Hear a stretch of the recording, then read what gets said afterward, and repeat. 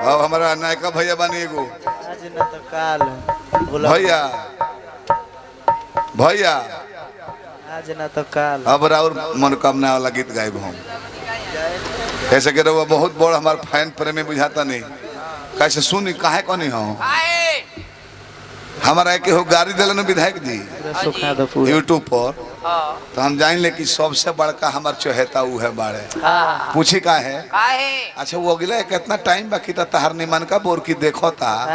और तरह के गाड़ी दिले कर माने कि ओकर चाहत पर तू उतरत नहीं खो उतर से उम्मीद दूसरा कुछ रखा है आप दूसरे जगह पे जा रहे हैं तो सबसे बड़ प्रेमी है ना भैया सबसे बड़ प्रेमी बड़ा भैया पंखा लेके तारा चाहत लायक हम गीत ना गौने खाली विधायक से लग रहा है ना हमारा से फालतू फुहर के हो ये ना हो भारत में नो बाबा हमारा से फुहर गावेला हमारा से फालतू बोलेला केहू पूरी भारत वर्ष में भोजपुरी में व्यस्त ना हो कोई झोरा लेके बाकी हमने के तने पढ़ल लिखल हई जा अगिला के प्रतिष्ठा देख के चाचा जी हमने के आज जगह पर आ जाइले जा मंच पर से बाकी लगला जो गाड़ी में फुहर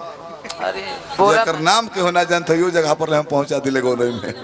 झोरा में लेके आइले बाकी जवाब बोलल जनता नहीं का होई काहे लोग ई कोई अच्छा ये सन विधायक को तो हम पहले बार देखले बनी हां बोला बाबा हां जी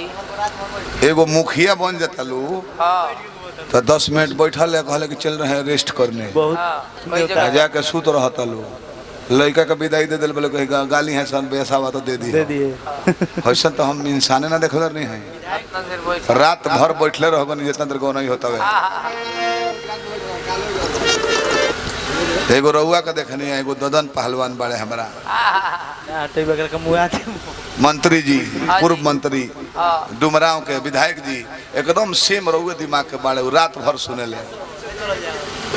6 दिन से जगला के बाद रुआ जगल बनी ये हमने के सौभाग्य भाई विधायक जी जय हो जाए न तो घड़ी वार्डो बन जाता लो न तो कॉलर चढ़ा के घूमता लो